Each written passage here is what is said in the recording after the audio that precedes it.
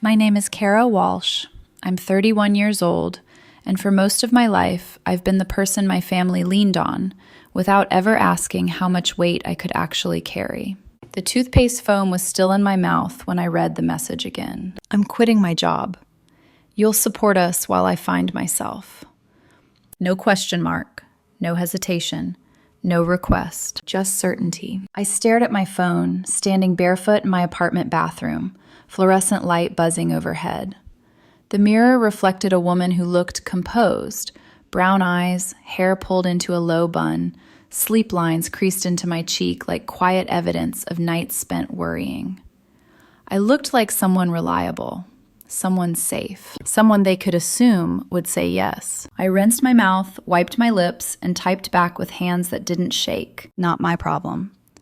Then I locked my phone and leaned against the sink, letting the silence settle. I've always been the older sister, the responsible one, the one who remembered birthdays, paid bills on time, and read contracts before signing anything.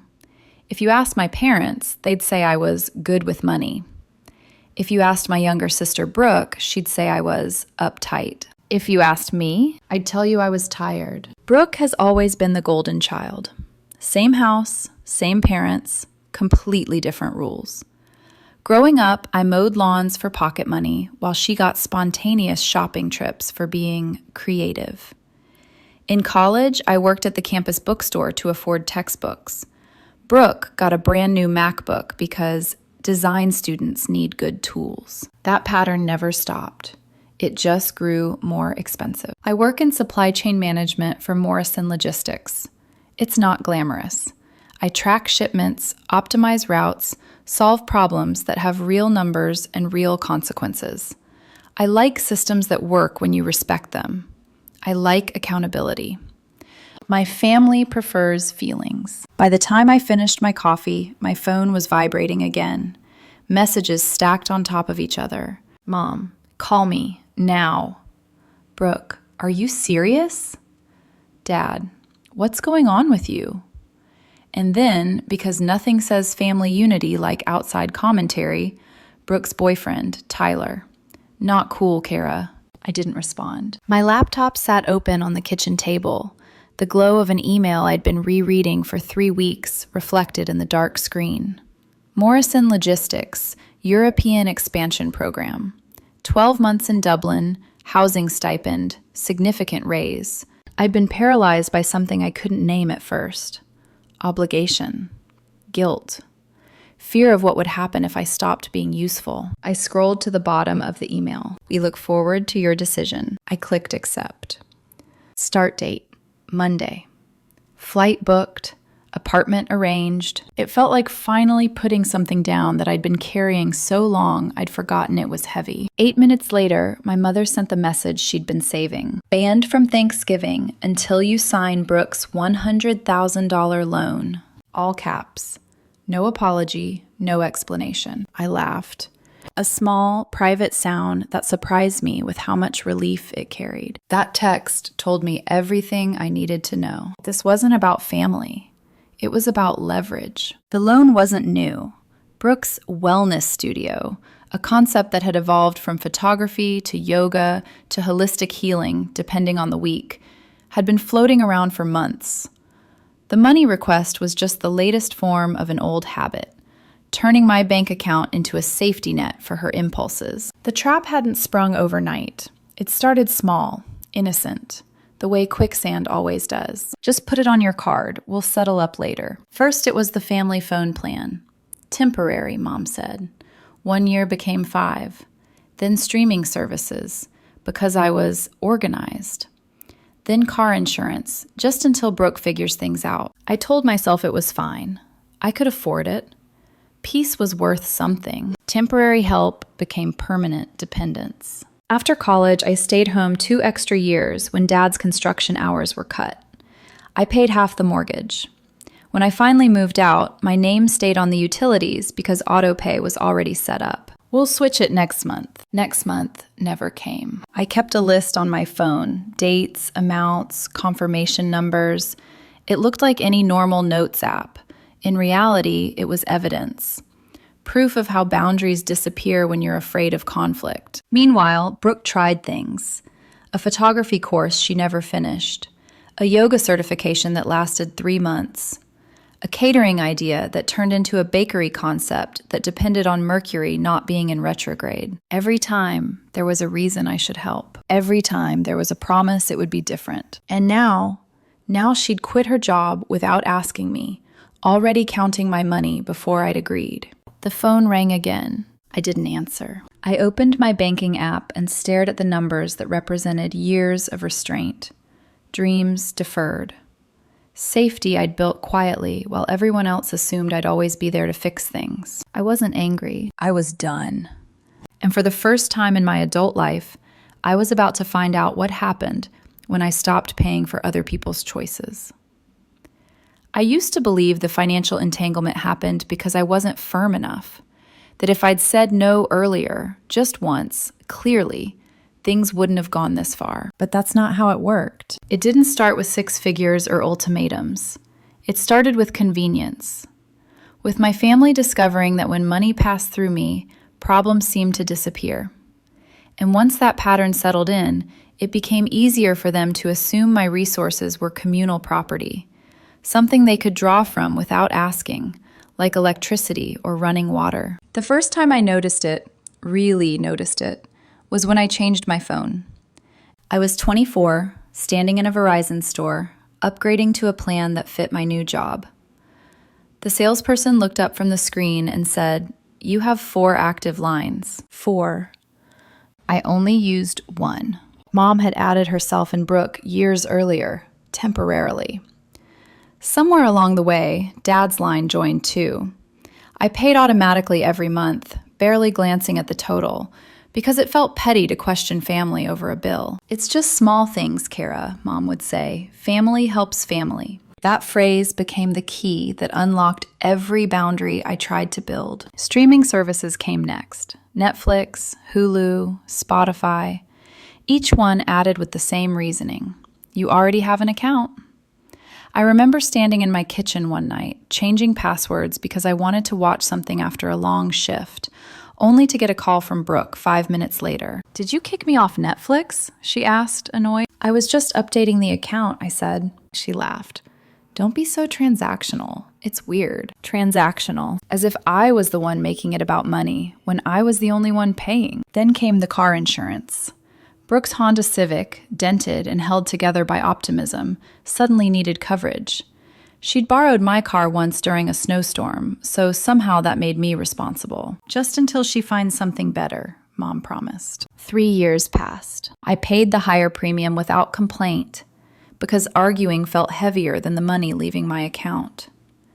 And because every time I considered pushing back, there was a reminder, subtle or not, that peace in our family was conditional. After college, when Dad's hours at the construction site were cut, I stayed home longer than planned. I paid half the mortgage. I told myself it was temporary. Temporary lasted 18 months. When I finally moved into my apartment in downtown Portland, I left my name on their utilities because autopay was already set up.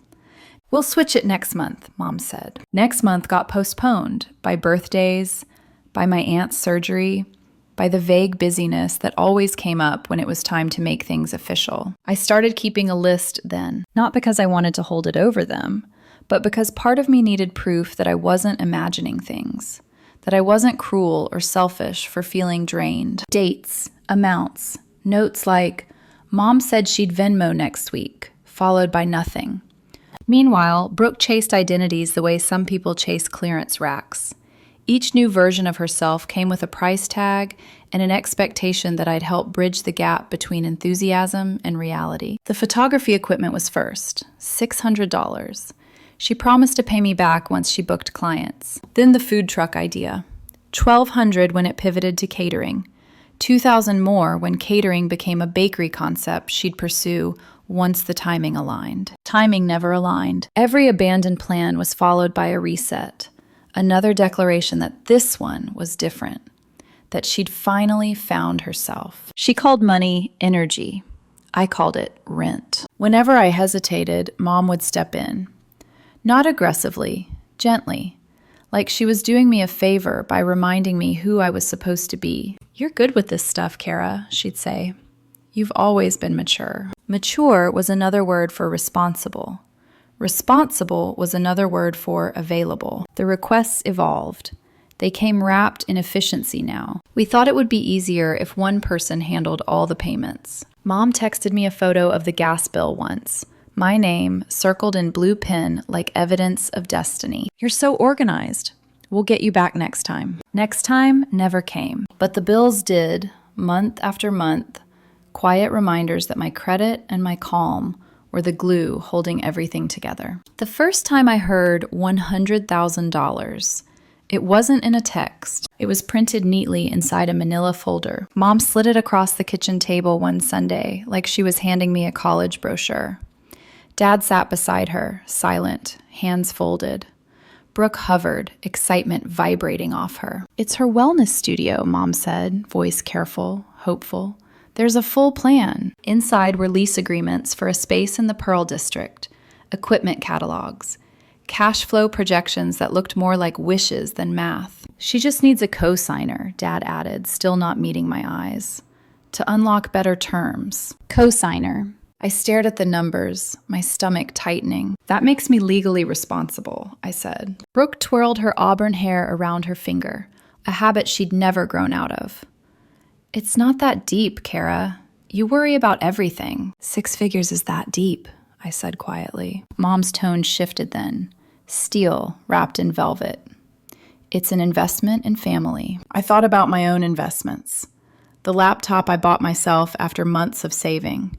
The car I replaced only when repairs cost more than it was worth. The certification course I paid for in cash because I didn't want debt. They had never done that for me. I closed the folder and slid it back across the table. "I can't do this," I said. The room went still. Brooke rolled her eyes. "God, you're so uptight about money." That night, the fallout began. Calls, tears, voice notes about abundance and fear-based thinking. Brooke posting Instagram stories about siblings who hoard resources. Tyler sent a thumbs down emoji. I lay awake staring at the ceiling fan, watching it spin slowly in the dark. The email about Dublin sat unread in my inbox like a door cracked open, cool air seeping in from somewhere else. I didn't know it yet, but the assumption that I would always say yes had already reached its breaking point. And when it snapped, it was going to take everything with it. By the time the wellness studio folder slid across the kitchen table, the decision had already been made for me. Not my decision. Theirs. They spoke about the loan the way people talk about a vacation they've already booked. Excited, committed, slightly annoyed that you're not matching their energy. Brooke's eyes shone like the future was already decorated and waiting for her. Mom kept smoothing the edges of the papers, like neat corners could make the math less dangerous. Dad's silence felt practiced, the kind of quiet that says, "I'm here, but don't make me choose sides." And under it all was the unspoken assumption, Kara will fix it. Mom tried to set the scene like it was a celebration. Pot roast on the stove. The scent of rosemary and onions in the air. Brooke bouncing on the balls of her feet like she was 10 again, showing off a drawing she wanted praised. "Okay," she said, clapping her hands once. "So I found the perfect space. It's in the Pearl District. It's got huge windows, great foot traffic, and this calming vibe. Like, you walk in and your nervous system just exhales." I sat down slowly, not touching my fork. "I printed everything," Mom said, proud. "A business plan, lease options, equipment costs, projected revenue." "That's not revenue," I murmured before I could stop myself. Mom blinked. "What?" I pointed at one of the pages. "That's not projected revenue. That's what you hope people will pay." Brooke's smile flickered, then returned brighter, harder. "You always do this. You always have to poke holes." "It's not poking holes," I said. "It's reading." Dad cleared his throat. "Kara, it's just your name on paper." The phrase landed with a dull thud in my chest, because it was the same phrase he'd used when I was 19 and Mom wanted me to open a credit card for emergencies. It was the same phrase he'd used when I was 25, and he asked if I could put the new water heater on my card until his next paycheck. Just your name on paper. As if my name wasn't attached to my future. As if my credit score wasn't my life's oxygen. It's not just paper, I said, voice level. It's liability. Brooke laughed like I'd said something adorable. It's an investment. An investment implies a return, I said. A loan implies a responsibility. And a cosign means if you don't pay, I do. Mom's eyes hardened. Your sister will pay. Brooke tilted her head. Why are you being like this? You're acting like I'm a stranger. I met her gaze. I'm acting like the bank. Because that's what I'll be if I sign. That was the moment the warmth in the room shifted into something else. The air thickened. The pot roast smell turned cloying. Mom sat straighter, as if the softness was over. Kara, she said, slower. This is what families do. I swallowed. I could feel the old instinct rising. Give in, soothe, make it okay. It was a reflex built from decades of being the steady one, the peacekeeper, the buffer between Brooke's feelings and reality. But another sensation was stronger now. Exhaustion. A kind of deep tiredness that felt like my bones had finally started saying no. I can't, I said. Brooke's mouth fell open slightly. What do you mean you can't? I mean, I won't co-sign a $100,000 loan. You're joking. She looked at Mom, then Dad, then back at me. You're actually joking. Dad shifted in his chair. Kara, don't be dramatic. It's just 6 figures, I interrupted. My voice stayed calm, but my hands curled under the table.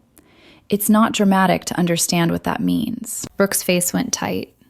You don't believe in me. That's not... You never have, her voice climbed, sharp and bright. You think you're better than me because you have this boring job and spreadsheets, and... I think I'm realistic, I said.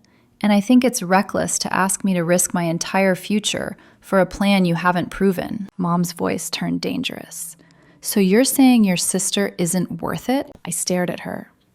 There it was, the trap door, the way they always framed it. Not as a financial decision, not as an adult boundary, as love, as loyalty, as proof. No, I said quietly. I'm saying I'm not willing to drown with her. Brooke shoved back her chair. Wow, okay. So you'd rather watch me fail. That's not what I said. It's what you meant, she snapped. Her eyes shone suddenly, tears appearing as if summoned on command. You're selfish. Dad finally looked at me, frustration breaking through his silence. Why are you making this harder than it needs to be? Because if I didn't, no one else would. Because Brooke had learned that tears could turn into money. Because Mom had learned that guilt could move mountains. But I didn't say any of that. I just pushed the folder back across the table. I love you, I told Brooke, but I'm not signing. The sound Brooke made wasn't a sob. It was a laugh, cold, disbelieving. Then she picked up her phone, and that's when the war began. That night, Mom called crying. Not because she was hurt exactly, more like her plan had failed and she needed me to feel responsible for that failure. You're breaking your sister's heart, she whispered, as if we were sharing some sacred sadness. I'm protecting mine, I said, and the silence on the other end told me she'd never considered I had one. Dad called next. He didn't yell, he didn't threaten. He just breathed disappointment into the phone like it was a punishment. I didn't raise you to be like this, he said. I stared at my ceiling fan turning slowly above my bed. Like what? Cold, he said. Cold. Because I refused to hand my sister a key to my life. Then my Aunt Susan sent a voice message, gentle and concerned, the family diplomat. Honey, I know you're stressed, but Brooke is sensitive. You know how she is. She needs support right now. Don't let money ruin your relationship. As if money was the thing ruining it. Brooke's Instagram story appeared the next morning. A pastel background, black text, a quote from a wellness influencer about siblings who hoard resources and financial boundaries being trauma responses. Below it, she'd written, "Some people choose control over love." My stomach twisted. Not because I believed her, but because I knew how this story would travel through the family like smoke. Tyler texted me, This is toxic individualism. You're abandoning her. I stared at his message longer than I should have because something about it made my skin crawl. Not just the words, but the certainty. Like he'd already decided what role I played in their narrative. In that moment, a thought surfaced. Quiet, sharp. He's not just her boyfriend. He's the voice behind the entitlement. I didn't know much about Tyler. He wore beanies indoors, spoke in motivational slogans, and treated basic responsibility like a personality flaw. He'd been around long enough to learn our family dynamics and step neatly into them, encouraging Brooke's dreams while expecting me to bankroll them. He hadn't texted me once in 2 years unless it was about money, and now he was calling me toxic. I turned my phone face down and opened my laptop. The Dublin email was still there. I'd been staring at it for weeks like it was a fantasy.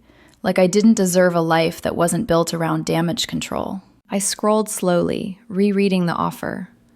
European expansion, route optimization, systems overhaul. Clean problems, clean boundaries. At the bottom, the accept button waited like a dare. My cursor hovered. Then I heard Mom's earlier words replay in my head. This is what families do. Number one, I realized. This is what they do. They take, and they call it love. My finger clicked. Accepted. A confirmation popped up. Start date, Monday. Housing stipend confirmed. Relocation details to follow. My chest tightened. Not with fear. Something else. Relief. A weight shifting. A door unlatching. The phone buzzed again. Another message. Mom, if you don't sign, don't bother coming to Thanksgiving. I stared at the screen until the words went slightly blurry. Then I took a screenshot. Not to post, not to shame, to remember. Because one day, when guilt tried to soften my edges and make me question myself, I wanted proof of the moment my mother made it clear. My presence was conditional. I wasn't a daughter first. I was a resource. And resources in my family were only valued when they were available. I typed back one line. Okay. Then I set my phone down and sat in the quiet, listening to my own breathing like it belonged to someone else. Somewhere deep inside me, a storm was gathering. Not loud. Not wild. A controlled, deliberate kind of destruction, the kind that clears space for something new. The fallout didn't come all at once. It came in waves, overlapping, relentless, impossible to ignore. Within minutes of my okay text, my phone became a vibrating brick in my hand. Notifications stacked so fast the screen lagged. The family group chat, quiet for months, erupted like a shaken soda can. Mom, Cara Marie Walsh, call me right now. Dad, what's gotten into you? Brooke, I can't believe you're doing this to me. Tyler, this is honestly disgusting. Even my cousin Jamie chimed in from Seattle. Heard there's drama. You okay? I wasn't okay. I was something else. Something steadier. Something I didn't quite recognize yet. The pressure had been building for years, tightening one small request at a time. Now that I'd stepped out of the role they'd written for me, the entire structure was wobbling, and they were desperate to shove me back into place. The video call came next. FaceTime from Dad. I let it ring twice before answering, mostly because I wanted to see them. I wanted to look at their faces while they tried to convince me I was wrong. The screen filled with the familiar kitchen behind them. The same refrigerator, the same calendar with everyone's schedules color-coded. Everyone except mine. Mom sat closest to the camera, lips pressed thin. Dad hovered behind her, arms crossed. Brooke paced just out of frame, occasionally drifting into view like a storm cloud. You need to apologize to your sister, Mom said immediately. No, I replied. The word felt strange in my mouth. Clean. Complete. Mom's eyes widened. What do you mean, no? I mean no, I said calmly. I'm not supporting two adults. I'm not co-signing anything. And I'm not being financially responsible for choices I didn't make. Dad leaned closer to the camera. Watch your tone. My tone is calm, I said. It's going to stay that way. That's when Brooke rushed into frame. Her mascara was smudged in a way that looked just imperfect enough to read as authentic. Tears clung to her lashes, but her voice was sharp. "You're so selfish," she said. "You're punishing me for being different." "I'm not punishing you," I said. "I'm drawing a line." "You've never believed in me," she shouted. "I believed in you when I paid for your photography equipment," I said evenly. "When I covered your car insurance for 3 years. When I paid for your yoga certification. When I showed up to 4 different launch parties for businesses you abandoned a month later." Her breath caught like I'd slapped her. "You're keeping score?" she demanded. "Yes," I said, "because I'm the one paying the bills." For a split second, the room went quiet. Then Mom tried a new approach. Her voice dropped into that soft, dangerous register, the one she used when she wanted to sound reasonable while delivering something cruel. "If you leave for Dublin now," she said, "you're abandoning this family." "I'm leaving for work," I replied, not out of spite. Brooke let out a bitter laugh. "Oh, she thinks she's better than us now." I straightened, something solid settling into my spine. I used my conference call voice, the one I saved for meetings where clarity mattered more than feelings. "This isn't about superiority," I said. "It's about boundaries. This isn't revenge. It's refusing to be leveraged with love." The silence stretched. I could hear the dishwasher humming behind them, the same one Dad and I had installed when I was 12 because money was tight. Then they all started talking at once. Mom layered guilt on thick and fast. Dad raised his voice. Brooke accused. Tyler shouted something from off-screen. "That's harsh." I didn't raise my voice. I repeated myself like company policy. "I'm not your cosigner. I'm not your salary. I'm not your emergency fund." Dad jabbed a finger at the screen. "You'll regret this. I already regret not doing it sooner." I ended the call and set my phone on the counter like it was made of hot glass. That night, I did what I should have done years ago. I opened every account that had someone else's name attached and started cutting strings. Phone plan first. The system warned me 3 times that removing Brooke and Mom would terminate their service. I clicked confirm each time. Monthly savings, $240. Car insurance next. I removed Brooke from my policy, effective at midnight. Savings, $120. Streaming services followed. I changed every password. Somewhere across town, their TV would go dark mid-episode. $45 back in my pocket every month. Utilities were trickier. My name was still tied to their house. I removed my card from autopay and sent Dad an email with the subject line, "Transfer by Friday." Clear. Boring. True. Then came the big one. I moved my emergency fund, $18,400 I'd saved over 6 years, into a new bank they didn't know existed. I froze my credit, requested new cards, set alerts. If someone tried to use my name for a loan, I'd know within minutes. I opened a spreadsheet and titled it Exit Strategy. Each row was a rope I'd tied around myself to keep someone else's ship from drifting. By the time I finished, it was 1:30 a.m. My phone showed 32 missed calls. The voicemails came in waves, angry, pleading. Quiet disappointment breathed into the microphone like it was supposed to bruise me. At 11:47 p.m., Aunt Susan texted, "Sweetie, can we talk? This isn't like you." I stared at the message for 10 minutes. Susan was kind, but in my family, kindness often came with a checklist of things I needed to do to make everyone else comfortable. I put the phone in my bedroom drawer, and for the first time in months, I slept. Morning brought 47 missed calls and 198 unread messages. Tyler had written 3 paragraphs about toxic individualism. Brooke posted a photo of her and Tyler's golden retriever with a caption about nervous systems and chosen family. Mom shared a meme about ungrateful children. I made coffee. I packed a suitcase. I erased my whiteboard calendar, watching months of other people's obligations disappear under blue cleaner. At noon, Dad showed up at my apartment and pounded on the door like he had a warrant. I didn't open it. After 20 minutes, he left. A minute later, a text arrived. Coward. I replied with one word. Boundaries. He wrote back, "You think words protect you?" I typed and deleted 5 responses before sending the only true one. Number policies do. The loan deadline was 5 p.m. At 3:30, Brooke sent a photo of the bank contract, signature lines highlighted. "We need your signature by 5. The bank closes at 6. I replied, "Read the section on joint and several liability." Then read it again. Her response came instantly. "You don't love me." I stared at the screen, something tightening in my chest. Not guilt, sadness. "I love you enough not to let you drown us both," I typed. She sent a voice message. I didn't play it. Then another text. "Daisy misses you." I closed my eyes. "I didn't even like that dog," I whispered to my empty apartment. "But I loved my future more." "Love is not a payment plan," I wrote back. Monday morning arrived gray and cold.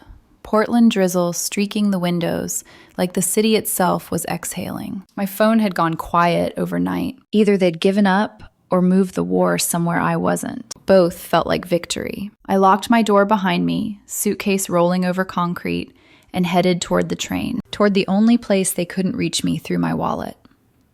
The train to PDX hummed softly beneath my feet, the sound steady and indifferent to whatever implosions were still happening back home.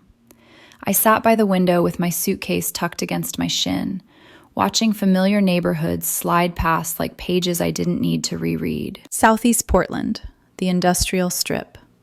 Storage units and strip malls blurring into one long goodbye. Each mile felt like shedding an old skin. My phone stayed quiet in my bag. That silence was new, unnerving at first, like walking into a room where the noise has suddenly stopped. But it didn't take long to realize how peaceful it was. No emergency, no demand, no assumption that my day belonged to someone else. At the airport, everything worked the way systems are supposed to work, when no one is sabotaging them with feelings. Check-in, passport scanned, boarding pass printed. The agent smiled when she handed it to me. "Dublin," she said. "How exciting. Business or pleasure?" I hesitated, then said, "New life." She laughed lightly, the way strangers do when they think you're joking. Security was uneventful. Gate B7, boarding group 2. No last-minute crises, no frantic calls asking me to delay my flight because someone else hadn't planned ahead. Seat 18F. Window. As the plane taxied, I felt something unfamiliar settle into my chest. Not adrenaline, not fear, relief. When Portland finally shrank beneath the clouds, I realized something startling. There was no dread attached to the future anymore. No mental math running in the background. No anticipation of which bill would explode next. I ordered the tiny bottle of wine with dinner, even though I rarely drank on flights. "To new adventures," the flight attendant said as she handed it to me. "To old patterns finally dying," I murmured, raising the plastic cup to no one in particular. Dublin greeted me with rain, as advertised. A fine mist that clung to my coat and softened the city's edges. The company apartment was small, clean, exactly what had been promised. 1 bedroom, 1 lease, 1 name. Mine. I unplugged my phone and put it in a drawer. For 3 days, I lived without being reachable. I unpacked slowly. Bought groceries without calculating who might need money later. Walked along the river in the evenings, letting the unfamiliar accents wash over me. Slept deeply, like my body had been waiting for permission. When I finally powered my phone back on, the screen lit up like a confession booth. Messages poured in. Mom oscillating between fury and guilt. Brooke posting stories about financial abuse and family trauma. Tyler accidentally sending me a text meant for someone else, calling me toxic and cold like it was a diagnosis. And then, unexpectedly, a message from my college roommate Hannah, heard through the Portland grapevine. "You made a big move. Proud of you. Always knew you had it in you to put yourself first." I stared at that text longer than all the others combined. I screenshot it and made it my lock screen. Work started smoothly. Morrison Logistics Dublin was everything I'd hoped for but never allowed myself to expect. Clear expectations, reasonable deadlines, no emotional ambushes disguised as meetings. My supervisor, Liam, valued competence over compliance. My coworkers were friendly without being invasive. No one asked to borrow money or hinted that my success made me responsible for their failures. At 5:30, work ended. That alone felt revolutionary. I walked home along the river, cooked dinner for one, ate all of it without sharing, without guilt. 3 weeks in, my credit monitoring app sent an alert. New inquiry blocked. Someone back home had tried to use my information for a loan application. I smiled, not because it was funny, but because I'd finally protected myself before the damage could be done. That night, standing in my small kitchen, I watered a plant I'd bought on impulse because it looked lonely in the shop window. I opened my notes app and scrolled to the old list, the dates, the amounts, the breadcrumbs of boundaries erased one by one. At the bottom, I added new lines. I will not co-sign chaos. I will not be leveraged with love. I will not call financial abuse helping family. I will not trade peace for access. I will not apologize for keeping what I earn. I will not be the plan. Then I wrote the most important line, the one meant for the future version of me who might weaken around holidays or nostalgia. I will love you without paying for you. Thanksgiving arrived quietly in Dublin. Just another Thursday. No traditions, no expectations, no seating charts or emotional landmines. I woke up in my own bed, in my own apartment, with exactly 0 people expecting me to fix their lives. I FaceTimed Hannah at what was morning for me and the middle of the night for her. She was feeding her newborn in a dim kitchen in Austin, exhausted and glowing. "How's exile?" she asked. "It's not exile when you choose it," I said. "It's just living." I made myself a small feast. Roast chicken, potatoes with rosemary, green beans from the farmer's market near Trinity College. Food sized for one person who wasn't calculating what she owed anyone else. At 2 p.m. Dublin time, right when Thanksgiving dinner would be starting back home, my phone buzzed. "Mom, hope you're happy." 6 months ago, that message would have unraveled me. I would have called immediately, apologized for existing, maybe even offered to wire money for whatever crisis had erupted. Instead, I typed back, "I am. I hope you find what makes you happy too." She didn't reply. That silence felt like its own kind of holiday. Later that evening, curiosity got the better of me. I checked Brooke's Instagram. The wellness studio had never materialized. Instead, there were posts about pivoting energy and trusting the universe, and a GoFundMe titled Brooke's Healing Journey, with exactly $47 raised. She and Tyler had moved back in with Mom and Dad. The golden retriever looked content. I closed the app and poured myself a glass of wine. Not in celebration, not in grief, just because I wanted it, just because I could. At 9 p.m., my phone rang. Unknown Dublin number. "Kara, this is Nee from HR," the voice said. "I wanted to give you the good news personally. The board approved your transfer to permanent status. Full relocation package, visa sponsorship. You've made quite an impression." After I hung up, I sat on my couch and let the quiet satisfaction settle. Not triumph, not revenge, just the steady peace of being valued for what I do, not what I can be pressured into funding. I sent 3 texts. To Hannah, permanent status approved, officially an expat. To my former landlord, please donate anything left in storage. Thanks. To Brooke, I still love you. I still won't fund your searches for yourself. Only Hannah replied, "So proud of you." That night, I added one last note beneath the promises I'd made myself. People think cutting family ties is about anger. It isn't. It's about refusing to confuse being needed with being loved. I turned off the lights and looked out at the city reflected on the river. I wasn't banned from anything that mattered. I was finally free. Permanent status didn't change my mornings. That was the strangest part. I still woke to gray Dublin light filtering through thin curtains. Still made coffee in the same chipped mug I'd bought because it felt sturdy. Still walked the same route to work along the river, watching the water carry other people's reflections without asking anything of them. But something fundamental had shifted. I wasn't provisional anymore. Not at work. Not in this country. Not in my own life. The paperwork arrived first. Emails, forms, confirmations that made everything real in the boring, official way that mattered. Visa sponsorship, long-term housing allowance, a salary adjustment that landed in my account without anyone else's name attached. For the first time, my future didn't feel rented. It felt owned. The family noise didn't stop immediately. It softened, then spiked, then softened again, like a storm system that no longer had a clear target. Mom cycled through silence and guilt.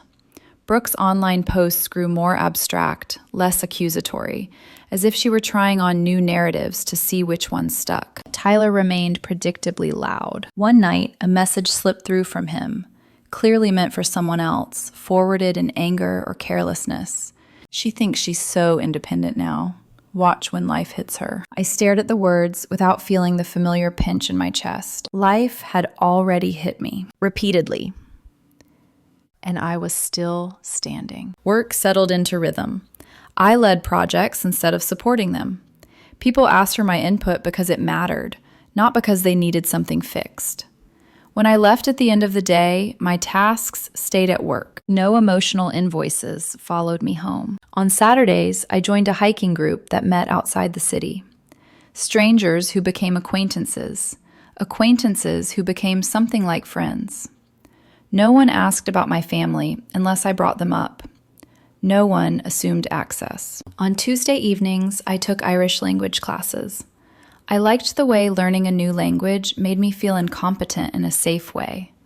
Mistakes that didn't cost me anything except pride. I bought a bike and rode it along the coast on Sunday mornings, the wind loud enough to drown out old voices in my head. My calendar belonged to me. In December, another credit alert came through. Attempted inquiry blocked. This one didn't even make me smile.